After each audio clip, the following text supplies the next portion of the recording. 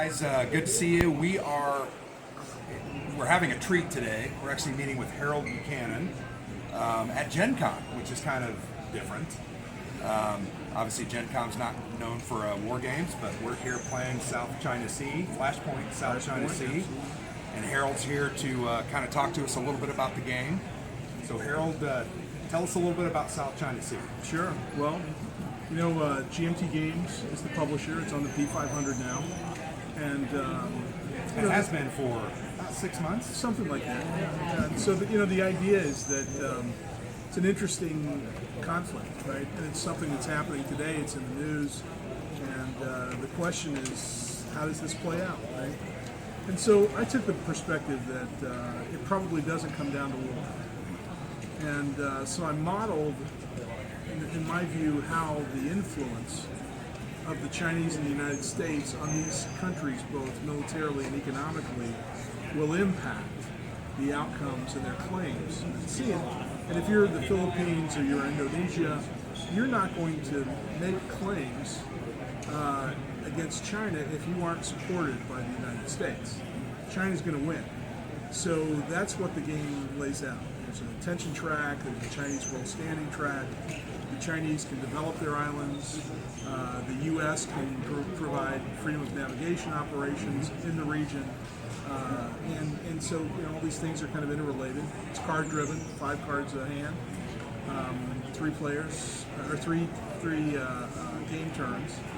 And that's kind of where we are. Of course, this is a prototype, and we're still we're really just getting into playtesting now. But, So the game is a back and forth tug of war, and there are events on the cards, and there are op points. So take us through how those work. right. So the idea with where we are now is that there are events on each card, and when you play a card, regardless of whether it's the Chinese or the U.S. player, you literally follow the instructions. And the card may say U.S. removes 2 influence from Vietnam. If the U.S. Wants to remove Chinese influence, that's right. But if there's no Chinese influence there, the U.S. still has to remove influence. So they're really a series of events that have to be played. They're not an option. And they change the terrain a little bit over time in the game. And that allowed me to make a series of generic cards, right? So the cards aren't U.S. cards or Chinese cards. They're just cards. And those events take place, and then each card has 1, 2, or 3 operations, and that allows you the freedom to place influence, to reduce influence from the other side if you have a nice strong position there, to play political warfare, right, which is all of the kind of non-traditional forms of war. Cyber warfare. Absolutely. So all sorts of things going on there. You can adjust tension. You can adjust Chinese political warfare, and of course the U.S. can place phone ops, and the Chinese can fill out the islands, and those are the things you do with the operations. I really liked the political warfare because it's a mechanism that allows you to affect how each side's going to score victory. So Right. talk a little bit about that. Right. So the idea is that you can place operations in that political warfare, and at some point you can try to resolve it, but it's never certain. Right? So we don't really roll a dice. Because it comes down to a card It draw. comes down to a card draw. So it's never going to be certain, but you can make it more certain by playing more cubes. And that's a mechanism that we wanted. We wanted there to be an investment, but we wanted to make sure that it wasn't a sure thing. Yeah, very interesting concepts here. We enjoyed ourselves a lot, even though Alexander destroyed me. Kick your butt. That's fine. It happens. He's on quite a streak recently, but interesting game. This is version 3 of the game. It is the 3rd version. So tell us just a little bit about, you had made the comment you wanted to make a fun game, and the first 2 versions weren't necessarily fun. Right. Well, a couple of issues. The first was I really wanted to create a game that played in 30 minutes. Yeah. Right. So I put that standard on myself. I also wanted it to be cubes, not counters and hexes, like we play so often. But I wanted it to play quickly. I wanted it to be simple. I wanted it to be card driven. But at the same time provide a depth of options and alternatives for players. So went through that process, created the first version. GMT wanted to run it and put it on B500. And then as I started playing it, it wasn't fun for me. And I'm just not gonna publish a game to publish a game. Right. And so I said, I'm gonna start from scratch. So I called Gene, Billingsley at GMT, and he said, you do whatever you think's right. And completely supportive. So I trashed everything, went to version 2.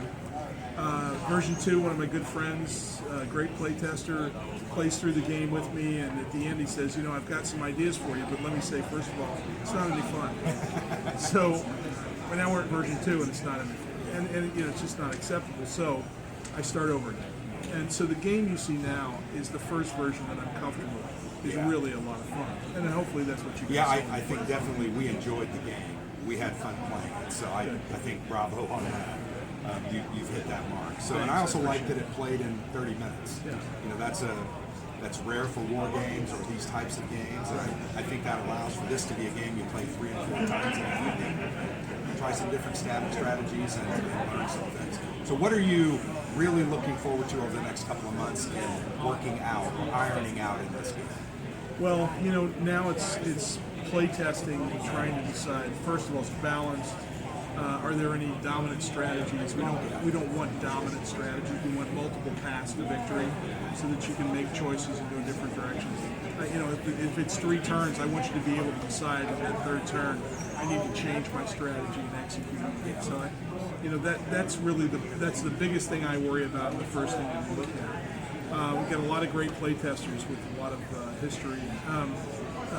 Making interesting games and really tough play testing. So I'm excited about that. The other thing we're going to be doing as we start to really lock down the mechanics is we're going to find a solitaire system. Oh, okay. And I have a couple of ideas. There's one I use now that has been good fun. And so I think we're going to come up with some creative solutions to the solo. There will be a solo mechanism, but we're not going to do that until we get everything else locked down. It's just a waste of time to do too much on solo. Well, this has been a very brief look at Flashpoint, South China Sea. We've been here with Harold Buchanan here at Gencon. We really appreciate your time. We appreciated this fun game and look forward to it in its final form so we can play it again. I want to get revenge on Alexander. Absolutely, and I appreciate you guys taking the time. Absolutely. It's good fun to come to your hometown and play a game. Yeah.